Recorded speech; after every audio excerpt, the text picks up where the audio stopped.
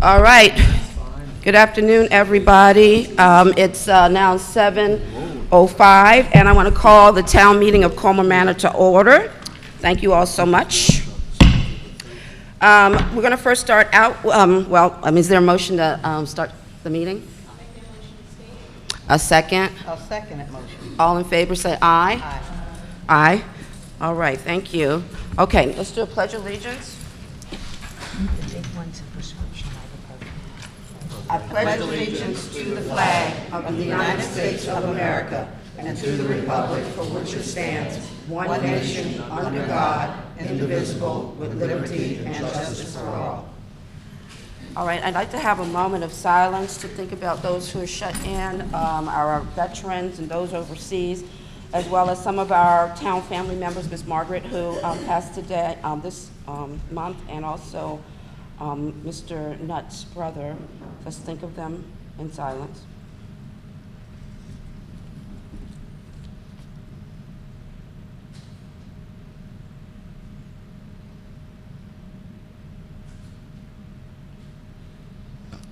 Okay, now I'd like everybody to take a moment of silence and think of all of the things that you're blessed for, all of the things that are wonderful in our life that make us feel good. Let's take a moment and think of those things.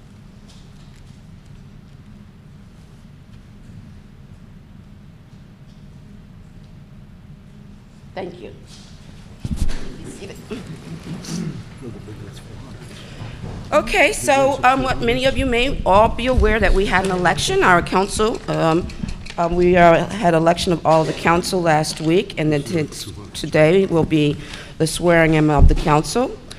I want to say, as part of my mayor's report, that, you know, several years ago when Mayor Fennell brought me into this thing and brought me in as a council person. Some of you may or may not know, I was on the council for 12 years. But she introduced me to this rather quiet but wonderful person who is enormously smart, but very, very quiet and sort of just underkey. And I started to recognize just how intelligent and capable this person was, and felt I really wanted to see her more involved in what was going on in the community. And that person is Doretha Epps. Doretha Epps has been my council person for the last 4 years. And I've been very, very proud that she took the position that I had at that time when I was ready to leave that spot, and she was there to do it. I appreciate that. Thank you so much. She also joined the Porttown CDC board, and she's currently now working with our Health and Wellness Center and Dr. Betty. And I very much, as my report, I want to say I know Doretha is a member of this community. She will continue to be a member of this community, and she will continue to be involved in everything that's happening in this community. We appreciate you so much. It means so much for me to have you had been my council member during all these years. Thank you.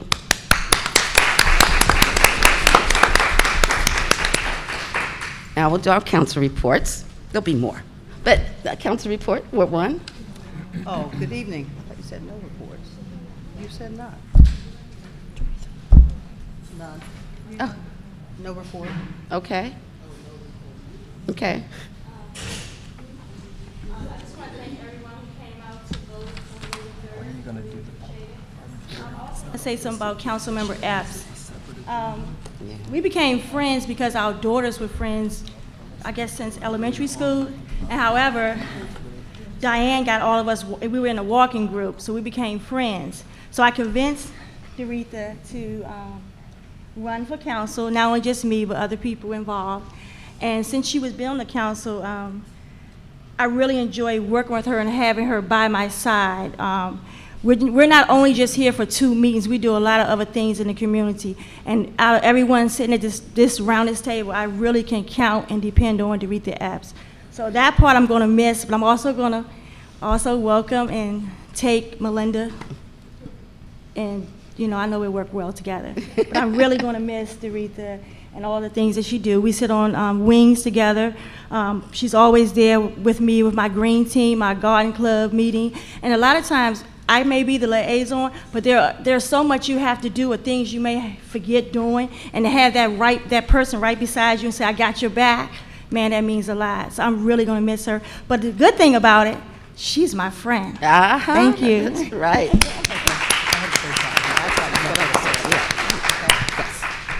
Yes, thank you.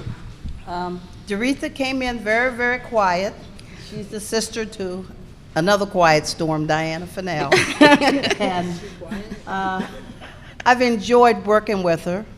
I've learned from her, and she's learned from us. And she's there when you need her. When you want something dirty done, you can give it to her to do. And I've just enjoyed her as a neighbor and the garden club, recreation club, the senior club, and all the things she's done. Doretha will no longer be a part of the council, but she will be a part of us. She's not going nowhere. Thank you, Doretha. Thank you. Thank you. All right, thank you so much. Although, you know, we're very, I'm sorry, Cynthia, go ahead. I'm sorry, Councilmember Bowden. Oh, I enjoy. I enjoy working with you, and I'm gonna miss you. I've been knowing you for 4 years. I feel like we're family now. We did a lot of things together. We spent a lot of long hours together. I feel like I spent more time with you and the other council member than I did with my own family. And you put a lot of hard work and dedication in, and people just don't know all the things you've done. Thank you. Thank you. Thank you. Thank you. But with that said, also, we're very, very happy and excited to bring in new people and new energy and, you know, some more younger people. Melinda, you'll be welcome.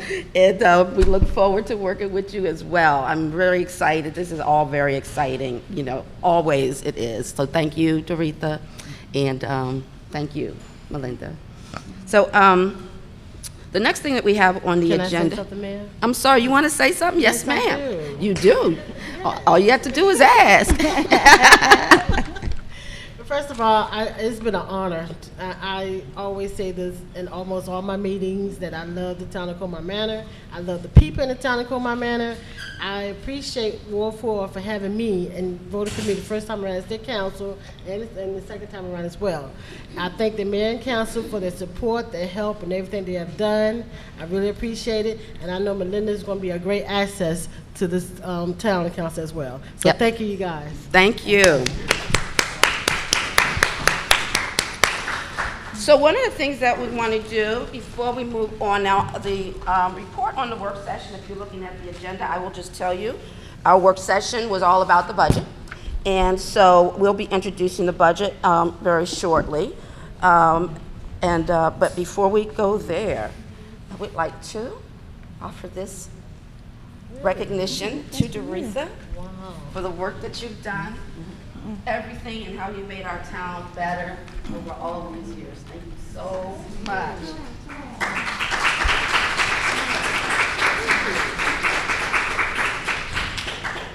Thank you. She picked it out. Thanks, guys. Beautiful. Thank you. Oh, here's your box.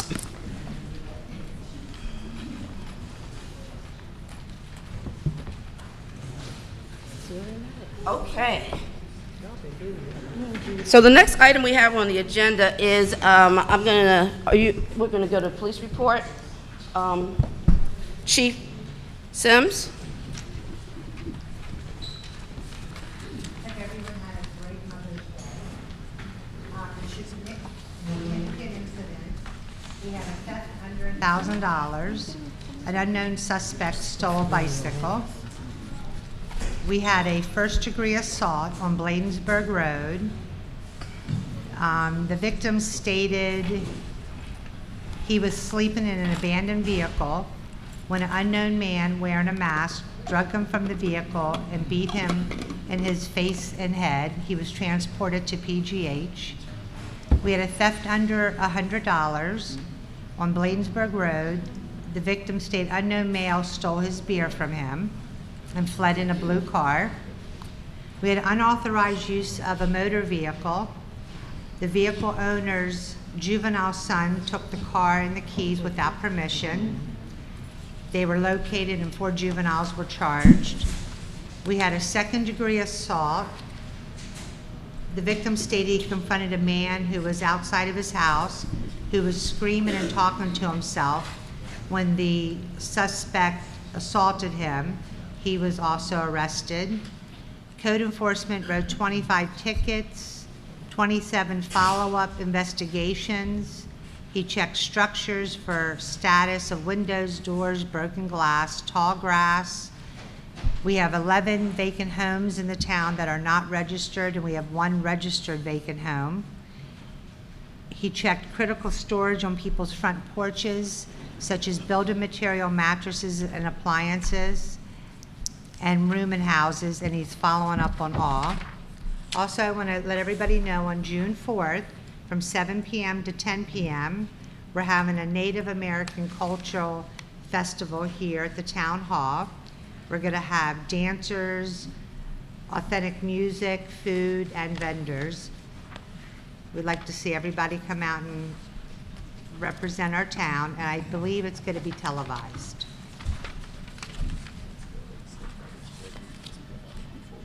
Okay, cool.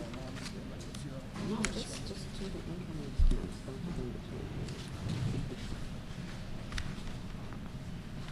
I'm done. Thank you. Okay, is there a motion to accept the police report?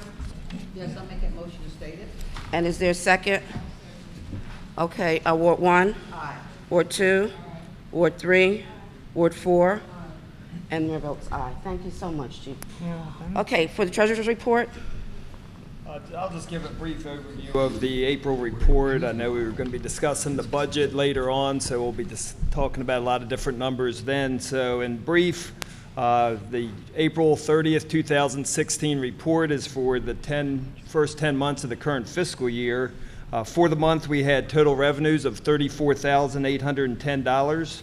This brings our year-to-date revenues to $1,411,327. And that's broken down between about 30 different revenue accounts. On the expenditure side by department, we had general government expenditures of $57,786 for the month. Total year-to-date expenditures for general government were $658,241. For public works and highway and sanitation, expenditures for the month were $20,023. Year-to-date expenditures, $192,852. For the community center, we had expenditures of $2,645 and year-to-date expenditures of $28,398.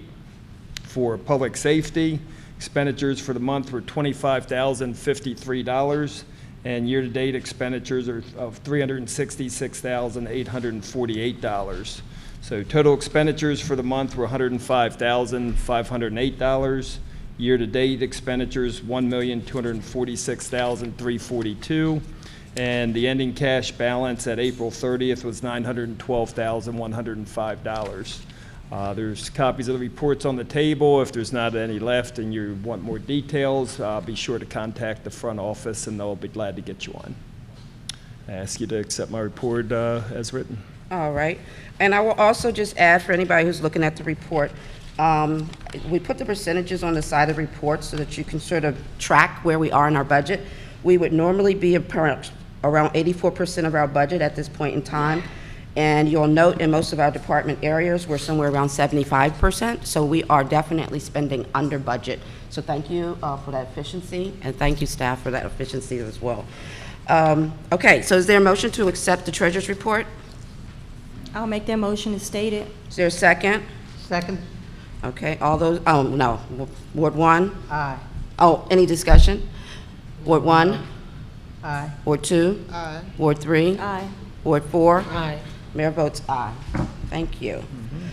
All right, so our next order of business, there is no unfinished business at this time. Our new business is to actually introduce an ordinance from 01/2016, the budget FY 2016-2017. Would you like me to Well, give a little do overview on that? An overview on the budget. Okay. Again, there were copies over on the table. Hopefully we had enough with the large crowd that we have tonight. I know I'm sure everyone was here to hear about the budget. You know, I'm sure you're real excited about that. large crowd. And there will be a budget hearing in the month of June, so this is just the introduction of the budget. You'll have an opportunity to examine it and come back in June if you have any comments that you want to add to the hearing. You can always contact me directly to talk about any items you want to, as well as any of your council members. So this is just an introduction, Mr. Yep, Bailey. and the budget is introduced in the form of an ordinance, so you'll see a copy of ordinance number 01-2016, which is the annual budget and levy for the town. Our fiscal year begins on July 1st, so it'll be July 1st of 2016 through June 30th of 2017. Within the ordinance itself, it incorporates the actual budget, which is a line item budget that includes all the revenues and expenditures of the town that are anticipated to be collected and spent during the year. And then there's also a tax levy, which is the amount of taxes that the town will assess on the real and personal property located within the town for the fiscal year. And if you look at the levy itself, which is the last page of the handouts that were over there, you'll see that the real property tax rate is being set or proposed currently at 1.2227 cents per $100 of assessed value. So just a little over $1.22 per $100 of assessed value. Commercial and industrial real property has a separate tax rate, and that is taxed at 92.99 cents. And the business personal property for businesses in town that have personal property, we assess a rate of $1.65. And that is currently what's proposed. There'll be another budget meeting and discussion, the first work session in June, which is the first Tuesday of June. It's a public meeting. Everyone's welcome to come. And then we'll also be having a public hearing in the second meeting of June where the public could comment on the budget. If they have any questions, they can bring those up. And that's also the first opportunity for the mayor and council to take action and adopt the budget if they feel that they're ready to do that. I would like to go through some of the highlights of the budget, just so that you could get an idea of what's in the budget. And for those of you who are not familiar with the format of it, I'll just go over that real quick. The first column shows, actually I'll skip over to the third column, which shows the current year's budget, which is fiscal year 16. The fourth column over shows where we are projecting to end up revenue and expenditures during fiscal year 16. So now that we're 10 months in, we have good projections of where we're going to end up at June 30th. And then the last column is the actual fiscal year 2017 budget. And it follows the same format as the treasurer's report does, whereas the first page are the revenues, and then the following pages are expenditures by department. So, the first item, I stated was the tax rate. The rate we're setting is the constant yield rate, which means that even though property values increased in town for the next year, real property for residents have increased 7% in value, and commercial properties have increased 10% in value. But we've actually lowered our tax rate so that you will not be paying any additional money in taxes for your property, even though it's gone up. So that's called the constant yield rate. So for the residential property, the current rate is $1.31 per $100 of assessed value. And as I stated, we're lowering that to $1.22. So it's a 9-cent decrease in the residential tax rate. And on the commercial side, the current rate is $1.03, and that's going down to close to 92 cents. So your taxes will, if you see an increase in taxes on your tax bill this year, it won't be as a result of the town. It might be the county or the state or someone else, but we, as the town, are keeping the rate at the constant yield rate. Couple other items, state aid for police protection, which is a grant we get from the states based on manpower in the police department. number of residents in town, and capital expenditures on the police department. It's anticipated to go from $23,908 to $30,581. We have $91,000 allocated for a grant that's going to put a fitness equipment in the park over on Newton Street. And we also just received notice that we were awarded another $97,000 in grant funds for this year to put additional playground equipment in that same park. So we're going to be doing about $200,000 in upgrades to the Newton Street Park, which includes the fitness equipment, the additional playground equipment, and that should take place during the next year. So that's a good thing. Rental income for the use of this facility, we rented out quite a bit. The gymnasium, the outreach room, this room here. Revenues are projected to increase from a net of $50,000 to $56,000. There is some money budgeted within the general government department to hire possibly a city manager. That will be under discussion during the year. The Port Town CDC funding has been reduced from $4,000 to $1,000. The building maintenance, we had some pretty large expenses this year for maintenance of the building. We don't anticipate on having those in the next fiscal year, so we've actually brought the building maintenance budget down to $18,000 from $32,000. Electric costs have actually increased $12,000. That's I think mainly due to the additional use we're getting of the building, but it's more than offset by the rental revenues that we are receiving from the building. We are adding an additional part-time employee to help with building maintenance, 8 hours a week. So that'd be additional 8 hours. The fund balance, which is basically the surplus that the town has generated over the years, is anticipated to be at $725,000 at the end of this year. And that's a very healthy fund balance. It's, I believe, about 40% of our budget.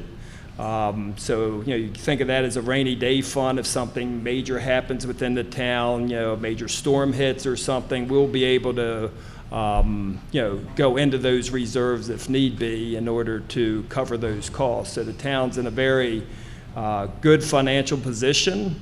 Rule of thumb is that you should at least have 25% of your annual budget as a reserve, and we're at 40%. So it's a good, healthy reserve. Couple other items. There is training for staff put in at $11,000.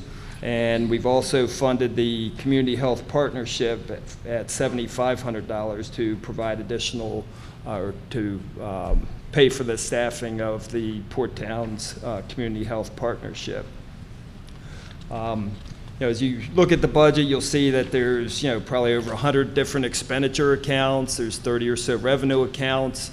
I'm not going to go over all those, but if you have any questions on that, feel free to contact the office, stop by, send me an email, talk to your council members, come to the work session next first Tuesday in June, and also come on out to the public hearing on the second Tuesday in June. Express your what you like, what you don't like. Thank you. Thank you, Mr. Payton. So is there a motion to introduce the budget? Is there a motion to introduce the budget? I motion to introduce the budget as stated. Is there a second? I'll second it. Okay, any discussion? Ward 1? Aye. Ward 2? Aye. Ward 3? Aye. Ward 4? Aye. And the mayor votes aye. Thank you, Doretha. That was your last major vote. And so the budget is introduced, and like I said, you can, one of the things I do want to note, I really am pleased that our rental income is really up. We've really been using the facility, and the more that we can use it that way, the more we'll be able to. I'm happy that we are not raising taxes. It is not happening. Our fund balance is higher now than it was, is projected to be higher now than it was a year ago. So we have been conservative in how we're handling things, and I'm very, very happy that since I've been in office, we've been able to do that. So I will continue to work on your behalf, but please let me know if any interest that you have in the budget moving forward. With that, with no further ado, we are now prepared. Ms. Kimberly Lyles? Yes, clerk, assistant for the clerk of the court. Ladies? The swearing in of our new council. Do I sit? No, do you have the proclamation or the? I don't have anything here. Oh, the, She has. okay. Right. I didn't Y'all know. can go.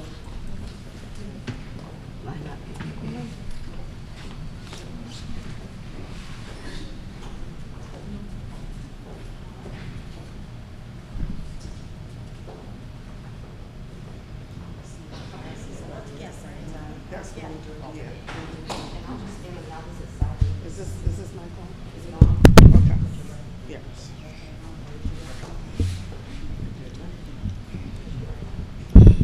Okay, ladies. First of all, on behalf of the Clerk of the Circuit Court, Sidney Harrison, we are standing in for him. This is our Chief Deputy, Bonita Rabelais, and I'm Kimberly Lyles. You guys will, when I say I, just say your name, and then we'll go from there. Okay? Everybody's looking all nervous. I do solemnly swear that I will support the Constitution of the United States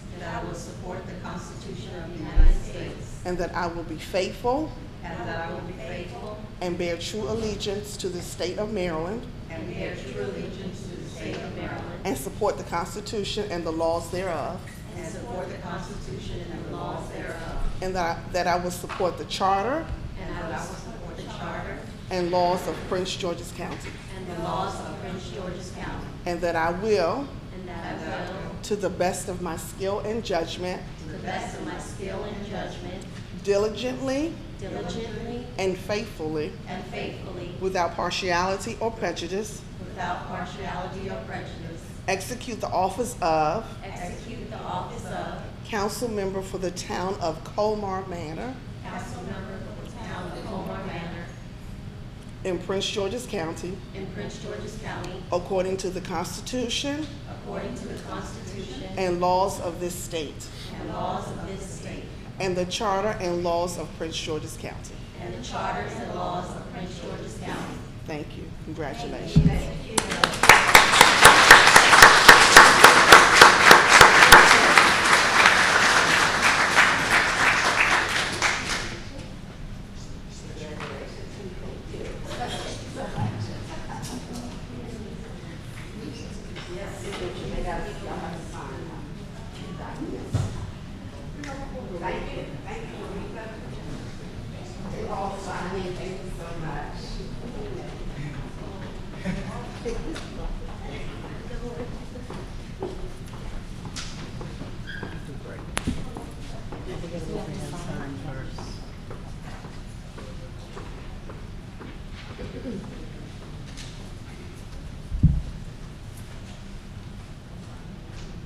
Well, while they're signing, I'm going to take this opportunity because I have such a big room of people that I want to make sure everybody here knows we have exercise equipment downstairs.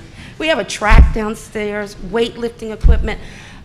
This is all free to you guys as residents of the town of Colmar Manor, and it's open for you to take advantage of that. We generally have it open from 3 to 8 in the evening if you want to come out. Also, for hall rentals, residents of the town get a significant discount if you want to rent the hall. You can rent the outreach room as well. And we really just love to see you take advantage of what is here available to you. If you don't know it, the trail system is going to be opened into Washington, D.C. in 2017 from the Bladensburg Waterfront Park down, and you'll be able to go down into the city right on the trail system. So take advantage of that as well. We're working to be a healthy community. And so utilizing the community center to be healthy is an important part of what we want to do going forward. So please use it. Thank you. I'm sorry? 2017. Yes, yes.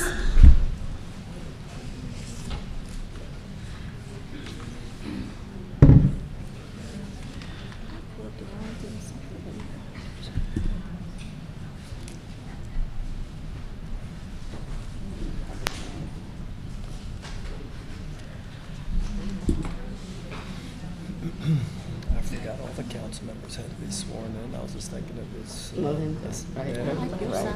Yeah. Welcome, Councilmember Mendoza. Thank you. Thank you, everyone.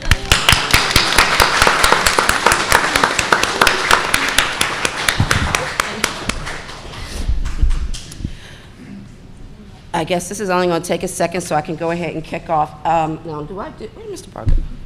Oh, I'm going to do I close this meeting and open that, or do I, oh my God. I'm so sorry. Delegate Fennell's been patiently sitting here because she has some proclamations to give, and my mind is moving on. Thank you.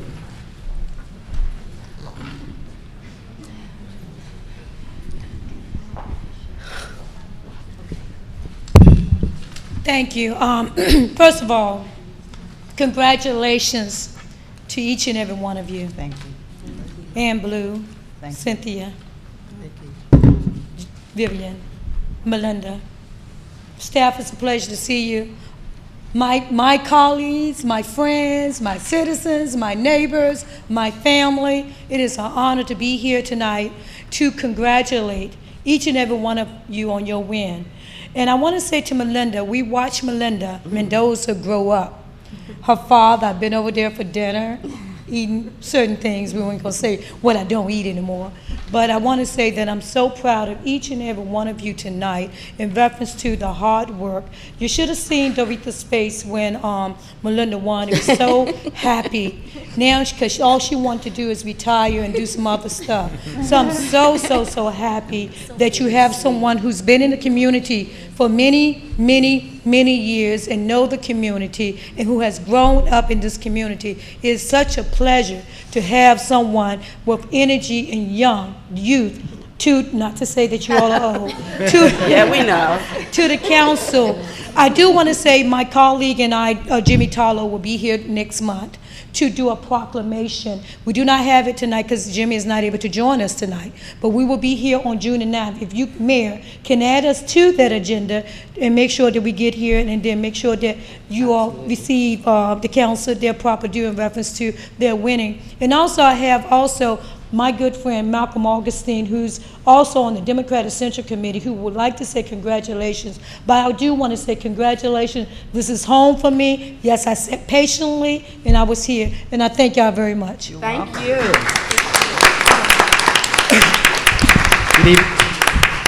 Good evening, everyone, and congratulations to you all. As Delegate Fennell mentioned, my name is Malcolm Augustine. I'm on the Democratic Central Committee, representing you in District 47 in support of her and her efforts. And what I would just like to say is that through that, we get a chance to go around to a number of different towns, a number of parts of the community, and you all should be very proud of Colmar Manor. I mean, it's very well run. I mean, a 40% fund balance is unheard of. I mean, that's, you know, you're very, very strong position, working together, and that is outstanding. And it's a great thing for Councilmember Mendoza. It's a good place to come into, and I know you're going to bring your energy into this, and that's a great thing. With regard to Councilmember Epps, all that I could say is that she shared with me that she was ready for this. This is a wonderful new beginning for her.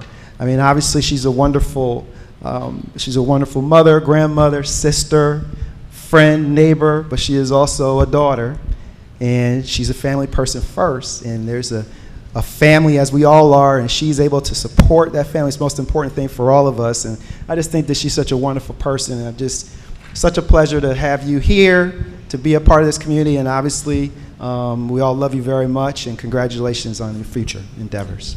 Thank you. Congratulations, Dorita. Thank you. Thank you. Thank you. Thank you. Thank you. All right. So moving on, we're going to, unless one of our committee members has some pressing information, do you want to? I just want to touch on Zika and mosquitoes real quick. Okay. People are listening. Okay. So we're going to have our, is that green team report or green team report?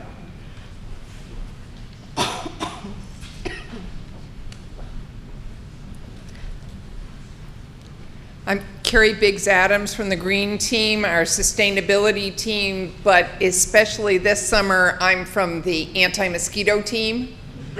So we got a serious issue. We've got the kind of mosquito that can carry the Zika virus here in our town. The mosquito's already here. So what we've got to do is ask everybody to work on not breeding mosquitoes on your property. Just a few drops of water are enough for this mosquito to breed.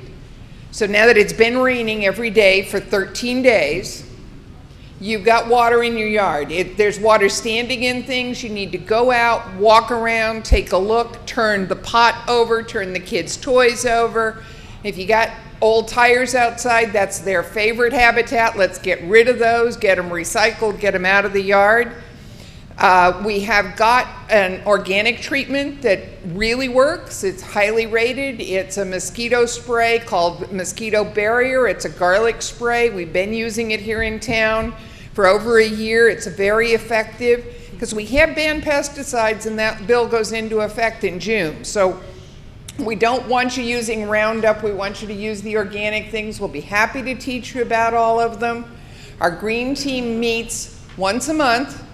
We're going to meet next week on Thursday, which is the 19th, because the PG sustainability meeting is all day. So we wanted to bring the freshest news back to everybody that evening. We'll meet here in the town hall at 6:30. And we don't usually go much longer than till 8 o'clock, but we've got a lot of information. We've got a lot of things that people can do, be in the town newsletter. But please, if you've got water standing in your gutters, let's get those cleaned out. If you've got water standing outside any place, we need to get it treated. So that's a terribly important thing, and I appreciate your listening. Thank you. Thank you. Mr. Muchler, is there a senior report? I missed the last meeting, so I don't know. Okay, that's fine. That's great. Thank you so much. So we're going to go ahead and move into our public hearing. Do I adjourn this meeting? I think you just get right into it, Okay. because we're still going to need that public participation on the regular meeting too. What did you? On the regular meeting, you still got citizen Oh, comments, right. And then, so we can just We'll get just right go in, through call the public hearing to order. Okay. And then So I think we can call the public hearing to order. Is there a motion for us to go into our parking hearing? I'll make that motion as stated. Is there a second? I'll second it. Okay, all in favor say aye. Aye. Okay, so we are now in our public hearing meeting. I will give you an overview. As you guys all know, for many in town, not all, there's a persistent issue in terms of parking. And a lot of times people will, have to park around the corner from their homes. We do have some extra parking lots in town that hold maybe 6, 7 cars that people use very readily. And so in trying to figure out what to do, we worked on coming up with some ideas. We don't want to impose a parking permit scenario on everyone in town because everyone in town is not dealing with a parking problem. Most homes in towns have driveways. So preferably the best option is to park in your driveway. So we wanted to come up with something that would be democratic and optional, where you get to choose what you may need to happen on the block that you live on. And that might be different for different people on different blocks. But instead of us imposing anything, we want to leave it open to people to make a decision. So the proposal that we have here is based on the fact that there could be some parking restrictions between certain hours. The hours can change because this is a public hearing for us to listen to you guys and hear what you want to say about what you read when you read the proposal, which is a draft. So this is really all about a draft to put forth and hear back what may or may not work or get different ideas. But we have to start somewhere. So the idea with this is that certain hours of the day, there would be a restriction in a street where that street has chosen to be a permit street. And so if you're a permit street, then you'll have to have a permit pretty much during your overnight hours. And, but during the day, your friends and family or whoever can come by, and that's fine. But during the period of time when the restriction for parking is in place, there would only be 1 hour allowed for parking in that particular place. Now, what would happen in this proposal is that you have to register your vehicle here at the town to get a permit. And when you register here at the town to get a permit, you actually have to name a driver. So this is to say that if people who are driving their vehicles on a regular basis have an opportunity to park their car. There's many people who have multiple vehicles.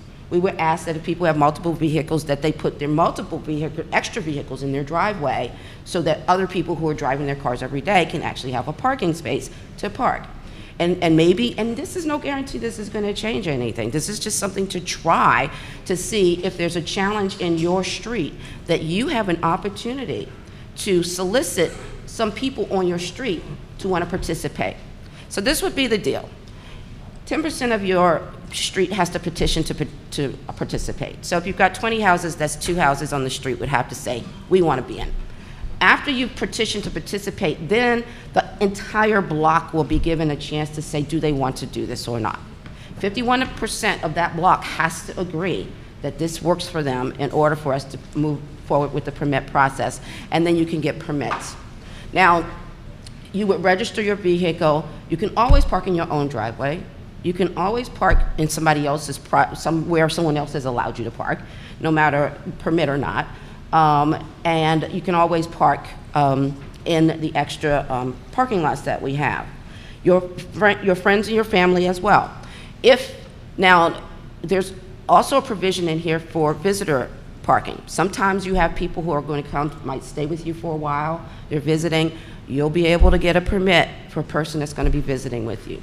Sometimes you're going to have a party. You know, people over and they're going to have a party. You'll be able to get permits for those purposes. Now, we have to limit how many of those are going to be in order to make sure it just doesn't overflow and nobody's just using anything. So that's an overview of what this permit process is. And I want to say, I mean, this is an overview. Like I said, we're here to listen. I want to give each council member an opportunity to make a point themselves before we open it up of any thoughts or feelings they have about what they've heard about parking and why we're also, trying to do something in order to help the situation. Ward 1? Yes. In Ward 1, I had heard a lot of complaints about people with a lot of cars and they parking them on the street instead of parking them in the driveway. And a lot of people have cars and they change. They go out in the morning, they'll go out in one car, and another family member will pull up and park in that same space. They're actually holding spaces for other family members. Then when you come in the evening, 8:30, 9 o'clock, you might have to park way up the next corner and walk back. A lot of people are older, and a lot of people are just afraid because it's dark and it's dangerous. Those are some of the complaints that I've had in my ward. Thank you. Thank you. Ward 2? Oh, well, in my ward, sometimes people block other people's driveway. When they have to come knock on your door to get you to move the car because they're scared to back up out their driveway. And sometimes people have to park all the way around the corner because they don't have nowhere to park because people have a whole bunch of cars. That's about it. Thank you. Thank you. Ward 3? Yes. In my ward, a lot of residents have told me that we have cars that have Virginia tags or DC tags, that's been sitting for more than 48 hours. Also, we have residents that put chairs and maybe their trash can to hold parking spaces.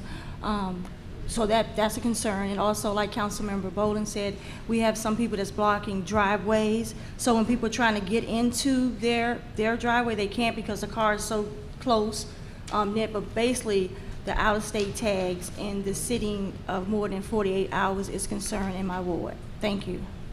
Thank you. Ward 4, and your first opportunity. In Ward 4, the complaints I've gotten are the out-of-state tags, and then also other neighbors holding parking spaces with trash cans or chairs, and a lot of commercial vehicles that are parked, that are taking up spaces. Yeah. Thank you. Thank you. Now, we have to remember when using the word commercial vehicle is not what people think. A commercial vehicle is not a van. A commercial vehicle is not an F-150. And commercial vehicle is not an F-250. Those are not commercial vehicles. We do have a lot of entrepreneurs in town, and even if they have a label on the side of their vehicle for whatever their business is, that is still their personal vehicle, and they do have a right to have that vehicle in town. So just want to make sure we make that clear, because that is, there's a definition by weight as to what is a commercial vehicle, and a dump truck would be a commercial vehicle.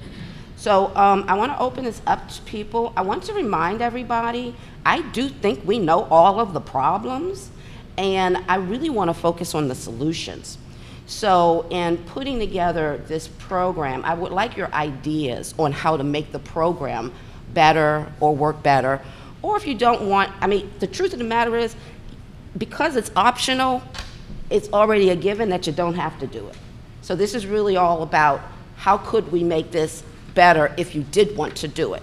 And so I'd like to keep the comments in that particular realm of conversation so that we're really focused on potential solutions and how we can do something that will make the situation work a little bit better.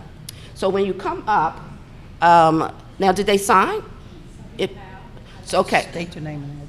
So if you want to speak, please sign the sheet here, and we have some names that are already on here. You want to give me one of the sheets second?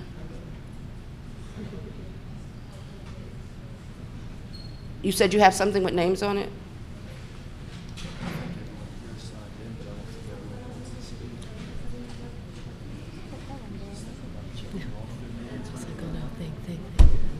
But I need something to start with.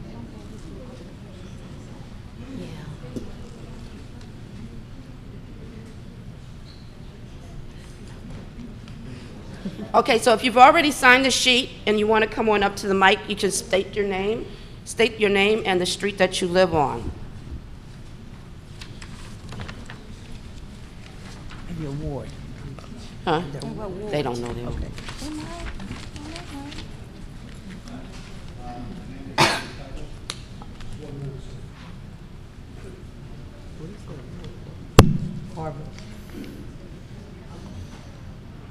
Tap it. It's on. Yeah. It's on. Hi, my name is Luis Carbo. I live in 3403 39th Avenue. I live in Colmar Manor for about 26 years. I'm having a hard time hearing You got to talk up a little bit. Okay, I live about 26 years. Colmar Manor, I have 4 cars. 3 park inside the house and the alley, 1 outside. My neighbors, most of them, they have 3-4 cars also. Sometimes they park 1 or 2 inside, sometimes all of them outside. So I am a person who actually has the problem because more neighbors, new neighbors come in. But I don't think it's a good idea, the permit, because it's unjust. One street will pay $450 per household. Around the corner, they will pay nothing. And eventually, I think in the future, everybody will have to pay for the permit, and that is not what we want, actually. I have been going other places, sometimes restaurants and stuff like that, and I saw situations where they also have problems with parking. And the solution they made is not to ask for permits or visitor permits or nothing like that. What they did as a solution is a one-way street. What happens when you make one-way street? For example, such a block has a problem. You make it a one-way street, so you have now twice the parking. One in one side, the other side. If you have 20 spaces, now you have 40 spaces. So the cars will come, the people will come to their houses, they will have more spaces available, 40, you know. It's a better solution for me. Even if my street has to do that way, I will agree with to have parking on both sides, one-way street. Now, in theory, this is an easy solution, but this is something that has to be studied. Has to come an expert, check the flow of the traffic, so everybody will have an easy access to their street. In case Colmar Manor needs 2 or 3 more streets to be one-way streets, so it's something necessary, because sometimes people from around the corner park in my street, and I have to park around the corner as well. So another thing is, this is asking too much, but there is a part in Colmar Manor that is trapped. This is between 43rd Street and 43rd Place. If you see the Ward 4, right? 43. Yeah, 43rd Avenue, 43rd Place.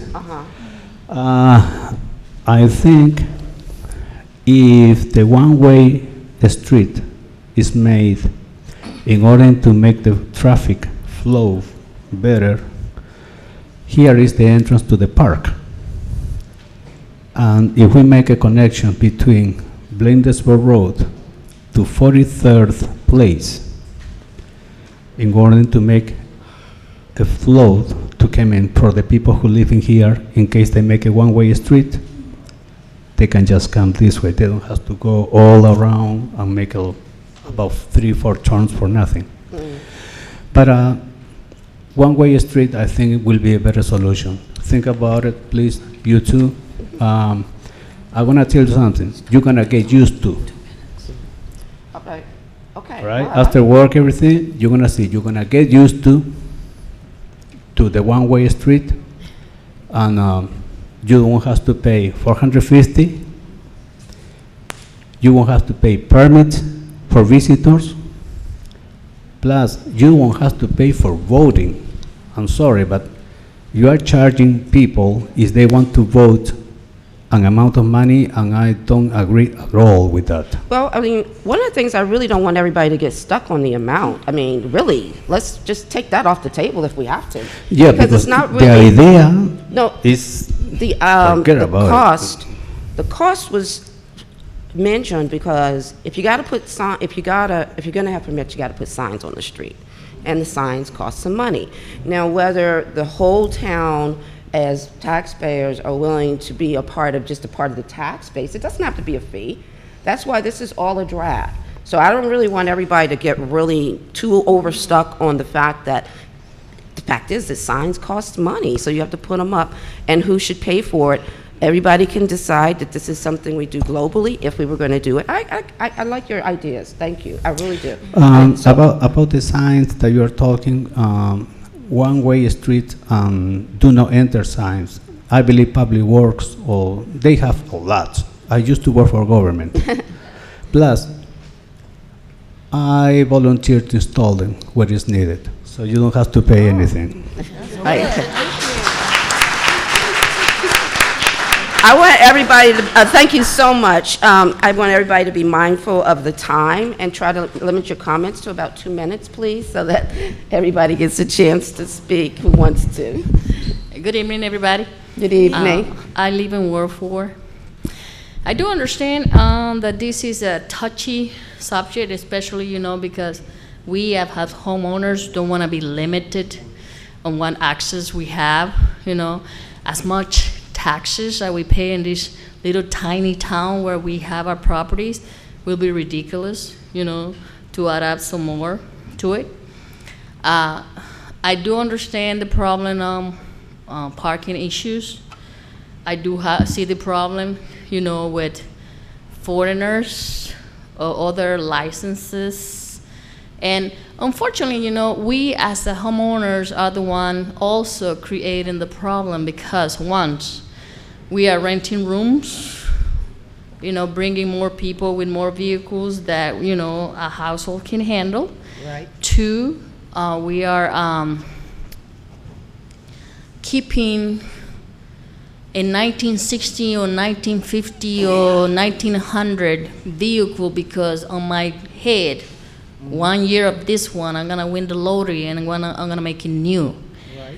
There are certain, you know, junk vehicles. It's called junk vehicles. You know, anything that is inoperable, anything that doesn't run, anything that doesn't have a tag, it's a junk vehicle. And we are keeping trash on our properties, holding spaces on driveways that could be used, you know, to release a lot of the pressure from other floats. Because remember, our kids were little, but now our kids are young girls, young women going to university, blah, blah. They live in a house, or they go and come back. We cannot kick them totally out, but, you know, they come with a vehicle too. So we have to be mindful of all this kind of stuff, you know, and if we want to be part of the solution, the whole idea of you putting parking permits in the city is not a good idea, to my point of view. The prices is also, you know, go up in the skies, and it's not a solution. It seems like more as a punishment to we as homeowners. But I will appreciate, the Colmar Manor is supposed to have a part-time code compliance person, or code enforcement. If you could have a full-time instead of a part-time and be more proactive to really or have an ordinance attached or enforced with the Prince George's County and International Book of Law or whatever. I'm telling you all this because I work on Highsville on the same problem that we're talking today. There's a lot of stuff that could be a cool release, you know, or give us more space on our streets than we have right now, because we will have to let property owners know that if you have a 4-car driveway, even though if you have to make 3 out to get 1 out, use it. Yes. You know, that's why you made it a driveway. Okay, let's be mindful and let's all of that work. Another thing that I want everybody to understand is the concept that I want to park in front of my house. This is public space. There is no sense of me parking in front of my house. And if you are an elderly, there is a new law in Maryland, a handicap Maryland law, that allows you to paint that in front of your house, but you have to have the permit from the doctor and the MBA and pay the curb of your house. But you have to be handicapped, totally handicapped, to do so, you know, or the approval of somebody. But there is something going on for people that are elderly, that they cannot walk 3 blocks, you know, to the front of the house. If they want to get that space in there, they can do it, but they have to do it through the right connections or the right, you know, way to do so. Sorry for my time, but thank you. Thank you. Thank you very much. My name is Ana Palma. Thank you. You're welcome. Well, I'm definitely going to look into that for the elderly, because that definitely sounds like something we want to get that information out there. My name is Felicia Fitz. I live in 3406 39th Avenue. I've had several situations with the parking situation. I think my neighbor had a great idea in regards to, he stated, One-way street. on a one-way, or either making the one-ways a two-way if they have sidewalks on them. Maybe cut the sidewalks back or something, if that'll be an option with that. Or if there's some kind of way that grants can be made to fund some of the homeowners who may not have a driveway. I am a homeowner here, and I got my driveway put in, and then my daughters are 18. I got spaces, so whenever they come back, we'll all be able to park in the driveway. However, there's always issues on the street. So I think maybe, you know, yeah. Thank you so Thank much. you. Thank you. Thank you.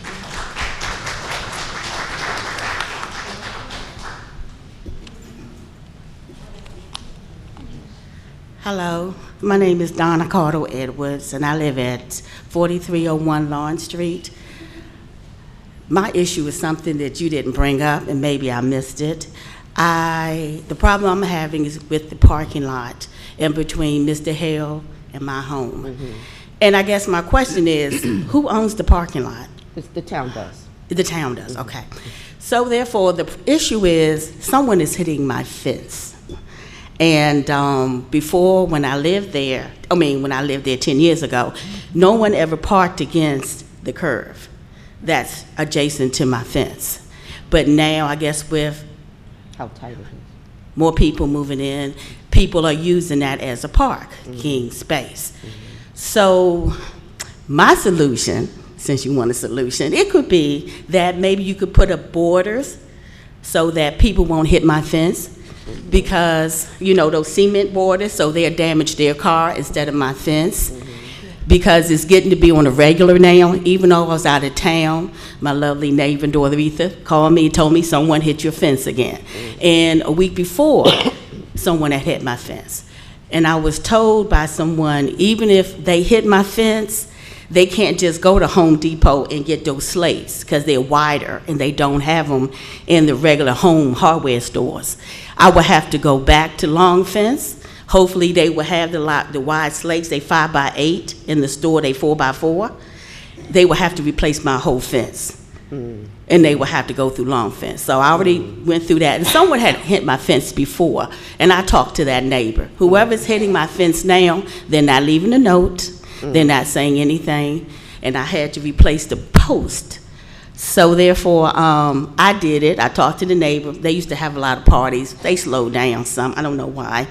About people hitting my fence, because they cracked the post, so I had to replace that at my expense. But now that it's happening on a regular basis, I need, if we could come up with a solution so that it will stop damaging my fence. Yeah, no, I mean, I thank you for that. I mean, because I do think that there's some good solutions out there for that. We can put up the billards that they usually have the block at the shopping centers, so cars won't knock over the. So I think we can get you. I think we can definitely work on that. Thank you. Yes.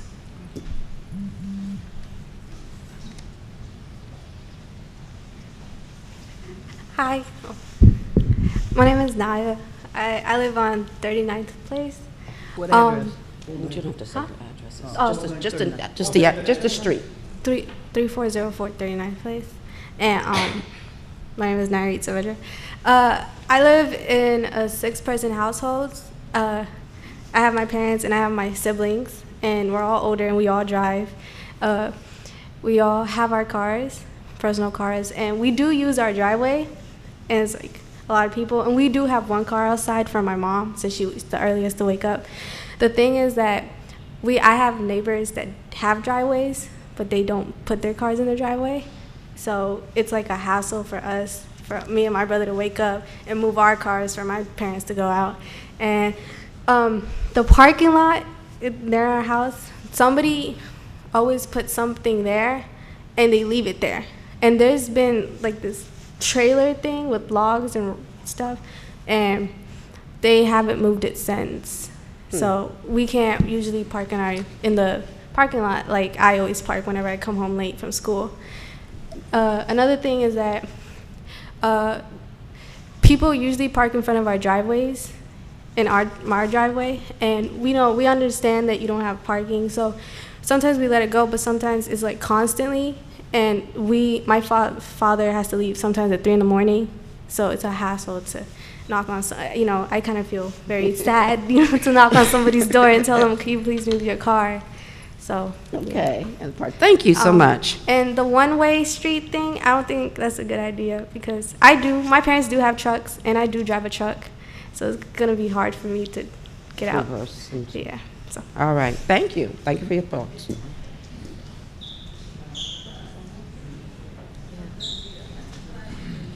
Hello, I am Ms. Dixon. I live in Ward 1.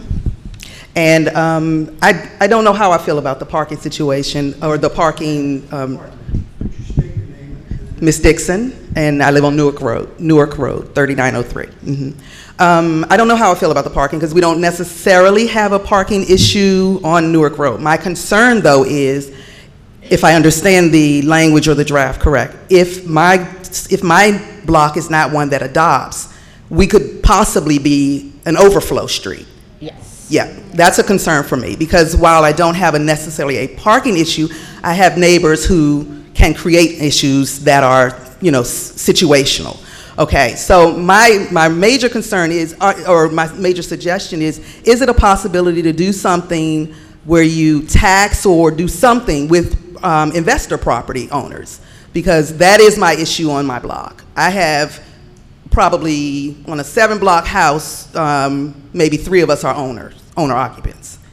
So as my neighbor said there about the renting of properties, there are at least 7 to 20 people in my left side at any one particular point in time with multiple cars.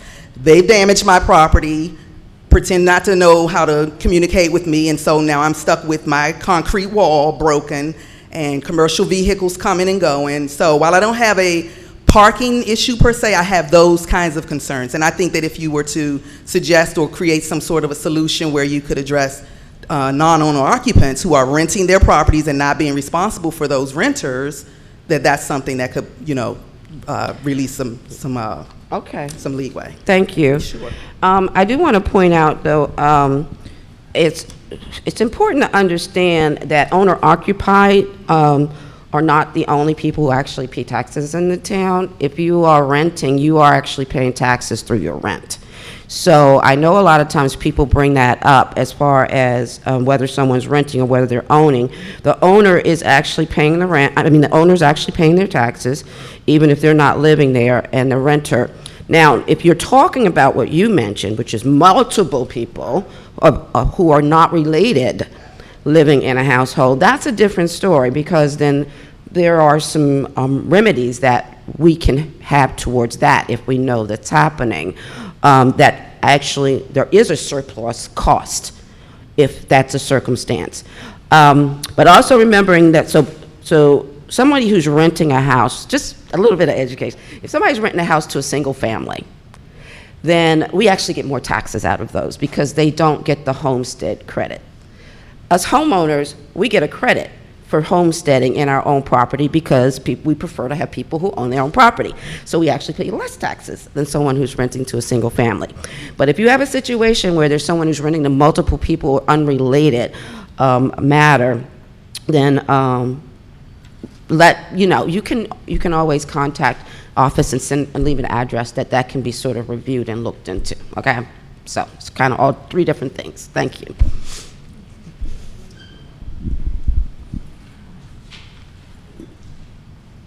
Hi, my name is Walicia Lee. I live on 43rd Avenue.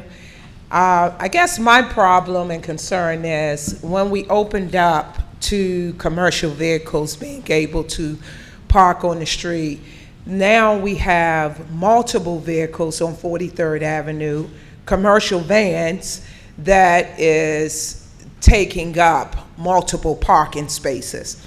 So now even I noticed over the last couple of nights, we have another van that apparently is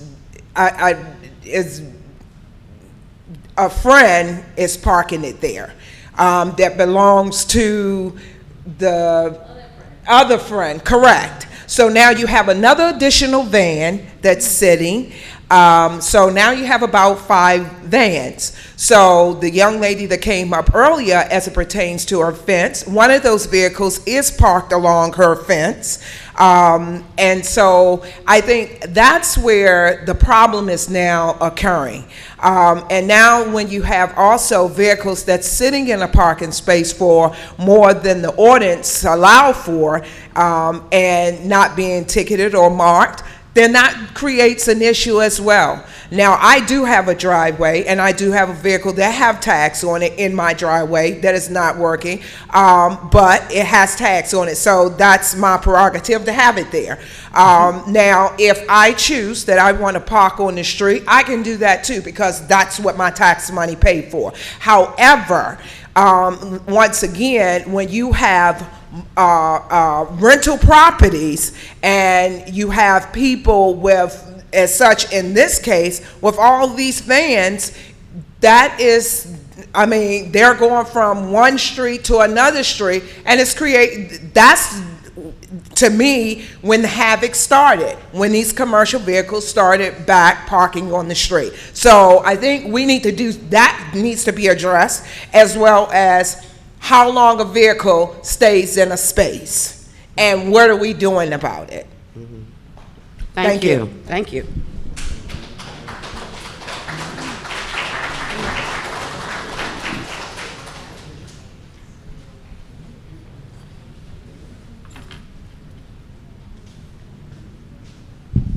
How y'all doing? How the town doing? First of all, congratulations, everyone. Thank you. My name is Brandon Presco. I live at 3605 40th Place, right at Newark Road. In regards to the parking and the commercial vehicle, what a lot of us are hearing this evening, it's an enforcement issue. I told the young man I wasn't going to speak up here. But what we hearing, and this is an issue that is, I talked to my wife about, and I just made a complaint the other day. Didn't want the guy to get ticketed, okay? But there's a problem, and I want this property, and I thought the town owned it, between the KFC and the Burger King. It's that little swath of, little slip right there. CDC. I can go into the database and find the homeowner. That's not my job. Chain it up. Tell a person to chain it up. See, what it is that this is a beautiful area. This town is beautiful. We got birds that come from 2,000 miles away. Follow me now. But this community, we act like this is, I'm not from around here, but from Baltimore. Let's leave that out. This is not Baltimore. This is not Philadelphia. This is a small area. No disrespect to your police department, but don't need you. I don't see the police. I see the young man in the morning. Very good, because they need to watch the school kids. Enforcement, what we hearing is an enforcement problem. You're not enforcing. You know, make this town beautiful. Public Works got some issues there. The trash. Excuse me, sir, you said we have 30 revenue accounts. Did you say that? Yes. I got trash. Trash. Are you the same person, treasurer for University Park? Yeah. Look at them and look at us. You understand? Complain. You're doing a beautiful job. Y'all socially beautiful. I like the program, and I'm not throwing anybody under the bus. If Coles is not doing it, get out of here. Okay? My grass is high right now because it's been raining. I work night shift. But I don't want to see the commercial vehicles like these people. I don't want to see it. And we have the space, and we can legislate to say, you know what? If you a commercial vehicle, make a space. It can't be a tractor trailer, but if a person, you know, he needs that, okay, we'll work something out. I don't know. We can make a compromise. But to not say anything or act like it's not going on. And I know people in here have been complaining. You know, just say it. Like I said, the person I had to complain with, I didn't want him to pay any money to a fine. Just, we not gonna park there. You know, while I'm up here, and I'm gonna go out here because it's not the time, the place. The stretch on Newark needs some lighting. And the issue was because that truck was parked along that stretch. It's because I had people defecating behind KFC. That's why I got a problem with the police. Okay, they defecating. Women have to walk through there. There's been some victims there. Okay, it's very low lighting. We need this, and that's why you know, as going out, we need to shift that money. We need more help for public works. And the young men who come here and look, I believe they do it for free. I don't want to see the young men who public, what is that? The Department of Corrections. We don't need that. I need, because we depend on that too much. But let's make this community a little bit better. That's all I'm saying. And that sign up there, the town sign, it's terrible looking. I know, but thank y'all so much. This is my concern. What we all hearing tonight, it's an enforcement issue. I could go on and on, but y'all doing a great job with the programs you have already. And shout out to the Garden Club. Thank you very much. Thank you.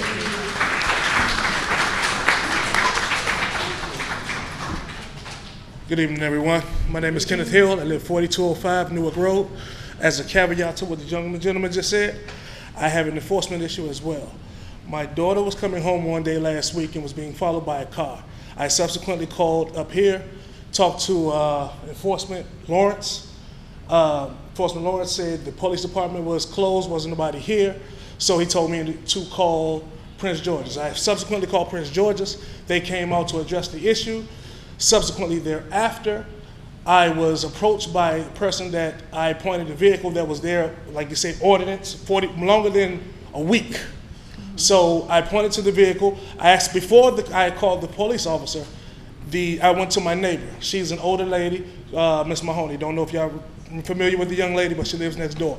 She also described the vehicle without me saying what the vehicle was following my daughter. She described the vehicle to a T. And I didn't even say that my daughter was being followed. I just asked her if she having a problem. She described the vehicle that was out in front of her house that was, I don't know what the guys were doing with the car and the truck, but they're doing something on our block. Once again, the young gentleman talking about lighting. We need lighting. We need patrols on a more frequent basis. Before y'all moved to the police department, I really stressed my issue as far as y'all moving all the way back here and not being on that front line. We need you guys on that front line. Now, I do know that I do sell illegal movies. I'll tell everybody this, but I help and I support my community. I help the older ladies at the shoppers. I move carts. I talk to the manager and I do things here. You also know I donate to the community. I'm a part of this community. I am deeply rooted in this community for the last 7 years, and we're having problems. I was verbally assaulted and saying, I better move. That's the nature of me being here today. Subsequently, me leaving my house to come here today, I was followed. I'm telling you now, we need you, you need us. We need you on a more, if we have money, we have surplus money, use it for the betterment of this community, like the gentleman said, because it's getting worse.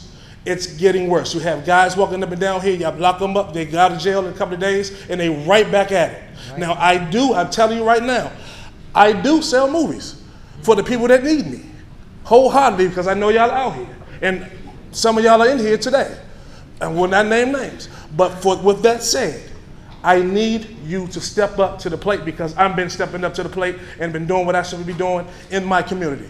Help me, help you, so we can help each other. Thank you. Y'all have a great day. Thank you. Thank you very much.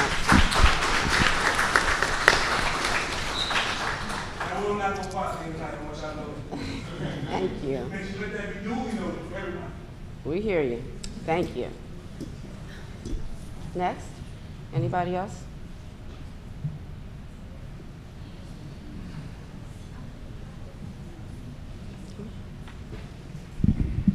Usually I don't need one of these, but I got something wrong with my throat, so I'm glad this is here. Chaz Cade, I live over at 3903 Newton Street, just 2 blocks behind the Shoppers. And actually we have a little house church. And most of the time we don't have enough people where it matters.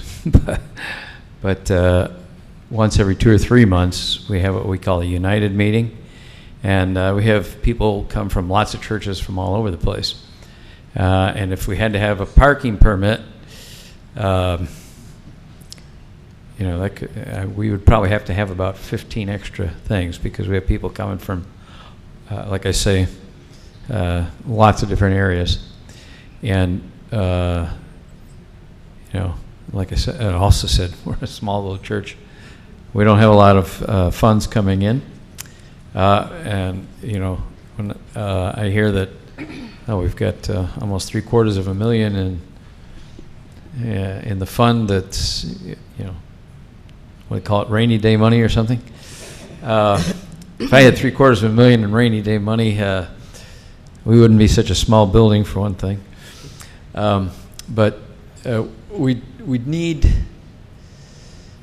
you know, we just need to have people be more kind one towards another. That's one of the things that we need. People shouldn't be getting bent out of shape because, oh, somebody's got my parking spot. You know, like when we had that big snow back in whenever it was, and I have a daughter and she weighs about 100 pounds, and she went out and she worked like crazy to shovel off the spot in front of our house, and then somebody else came and parked in it, which is, you know, that's okay. You know, that's all right. Like somebody said, it's public property. But, you know, when you put forth that much effort, you could be a little bit more, what's the word I want? Courteous, considerate. Yes, considerate. That's exactly the word I need. And that's going to be true. That's got to be true for most of us, really. We have to be considerate of each other. You know, we're 4 people in our place, and we have 3 cars. That's a lot. My daughter often winds up walking a couple of blocks just to, you know, that's how far away she has to park sometimes.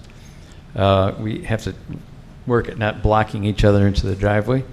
Most of the time, we're pretty good about that. But again, you know, we have to look out for the other person and not for ourselves, really. You know, we have to, you know, like the Lord Jesus says, you follow the golden rule. He says, you do to others what you want others to do to you. Okay? So if you, you know, if you want people to complain about the way you're parking and everything, well, you just go ahead and be as selfish as you want. But otherwise, you know, I need the exercise. I don't mind if I have to walk sometimes. You know, the Lord's blessed me. I've lost about over 40 pounds in the last 3 or 4 years, and I'm glad of that. I still have a ways to go, but I really want to encourage everybody. You know, if you don't have love for your fellow man, and believe it or not, everybody in this room is related by blood. At least if you believe the way I believe yes. We all came from the same original set of grandparents, great-great-greats, Adam and Eve. We are all related. Doesn't matter what you look like on the outside. Doesn't matter what language you speak. It doesn't matter what culture you grew up in. We all have the same origin. That's why when something's funny, we all laugh. When something's sad, we all cry. We get cut. Doesn't matter who you are, you bleed red. That's just how it works, because we are all the same. And that's why we need to watch out for each other. It's not a question of this life matters more than that life. They all mattered enough for the Lord Jesus to die to save us all. That's how much they matter. And I just want to encourage everybody to remember that whenever you get a little bit bent out of shape about parking. Thank you. Thank you. Thank you very much.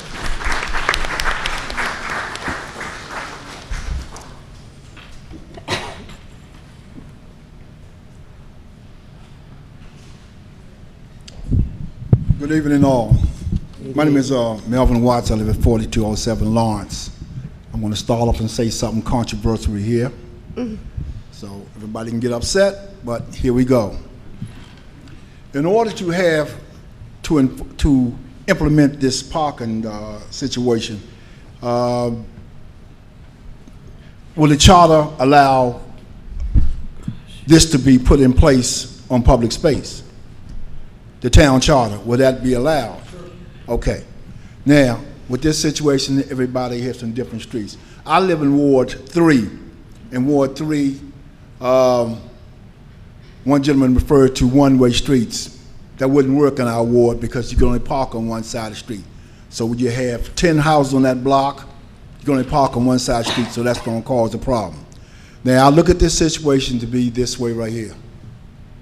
Unfortunate to say, if you don't do it throughout the town, as that one lady alluded to, you're going to have an overflow problem. It's got to be all or nothing. And it's going to have to be set up so that there's going to be, it's going to cost maybe a person's residence some money, but it has to be deterrent. Person parking truck for 2, 3, 4, 5 days or whatever and so forth, they have to have a monetary deterrent to stop doing it, to encourage them not to do it. Unless you have a deterrent, things will keep on going on. You're going to have overflow parking if you don't do it everywhere. It's got to be all or nothing all. That's all I have to say. Thank you. Moving right along. Thank you. Any additional thoughts? Okay, so I'm going to just kind of say things that I heard. And I thank you all so much, and I appreciate what everybody has had to say. One comment was about us taking a look at one-way streets so that in some cases we can park on both sides of the street. Of course, on Newark Road. I do notice it over on Newton Street, down by the Newton Street Park. People park on both sides of the street because it's a one-way street. So I can see the point. It doesn't necessarily mean it's going to be everywhere. I got the message that our elderly people or older people might be able to get some sort of permit so that we can make sure they're not the ones stuck walking 2 blocks to park is a part thing that we can do. Yeah, so we can find out the information on that. Somebody said something about cutting back the sidewalks. I'm not sure I'm jumping on that one, huh? It's grant money. Well, but cutting them back, like, you know, so I don't know. Well, I'll look at it, though. Somebody said looking at some grant funds for driveways for people who don't have driveways. That's a good idea. We'll see what we can do there. Definitely got the 43rd Avenue fence thing. We're going to do something about that. The fence that keeps getting hit. Now, so there was a comment about the parking lot between the KFC and the, was it the KFC and the Burger King? Honestly, I mean, we got to look and see what we can do about it, but Chief will let you know. We were definitely, I mean, we were over-ticketing these people that keep parking there. But then the owners of the property gave them permission to park there. So we now have to figure out what legal recourse we have to say that vehicles can't park there. But it's hard to say that because it's a parking lot. So I don't know how we're going to address that, but we were trying and it didn't work. So I can actually, I mean, I know the people who own it, so we can talk to them and just see, let them know it makes our town look trashy. So, because I agree with you. Now the Newark Road needs lighting, so we'll take a look at that and see what's going on there on Newark Road and why there seems to be a problem there. Enforcement, I heard you. Enforcement, I heard you. We will be looking at how we can do that. I have to agree, you know, I live here. There are vehicles that are sitting in the same place for way too long and not moving. And then there are vehicles that have out-of-state tags on them. And so the chief did a sweep last fall where they brought in the motor vehicles, and they did a whole sweep of the town. Huh? MBA investigators, and how many? I mean, there was quite a few that were ticketed, a lot were ticketed there. But you know, it was a huge operation. There were like 20 people here, and they went through and did a whole sweep of the town. And I guess, you know, you just have to do it over and over and over again. But it is something to look at so that we can improve the enforcement, because I do think we can improve in enforcement as well as other things. Somebody mentioned that they don't care for us using the correctional people for doing the painting on the street. I'll talk to you a little bit more about that, see what your thoughts are. I said trash pickup. Oh, for trash pickup? Yeah. The correctional people for trash pickup? Yeah. Okay, we'll talk about that. You saying we should use them or should not? I say we should not, because what the town does, and what I'm advocating for, excuse me, what I'm advocating for is to give the public works more help. Uh-huh. So we can, because I think they understand. Okay. And so we can get this trash up Okay. every day. All right, got you. understand? Yes. And if we rely on those young fellows or persons, they could be used somewhere else. I'm not, everybody needs to bring themselves up, but let's not rely on that, because that's a free cost, I'm pretty sure. Uh-huh. Okay? Yes. Thank you very much. Also, in terms of a church, I mean, if there was going to be a parking permit scenario, I think we might have to do something different for the church because of the circumstance that's there. And then somebody mentioned if we're going to do parking permits, it has to be all or nothing. And also, I know that there was an issue about whether or not the cost should be incurred on a block that might want to have the parking. So these are all points that I'm going to take into consideration. As far as the whole parking permit, because it's optional and because it's something you would choose on your block, you know, we can leave it available to people and take the price off, so that if somebody really wanted to do that, they could. But I do think that we can look at some of these other things that you guys have mentioned, and I really appreciate you bringing these things up. I want to ask, Council, have any thoughts, anything that you want to? No, but I do think Mr. Cade made a good point, respecting our neighbors and each other on our block.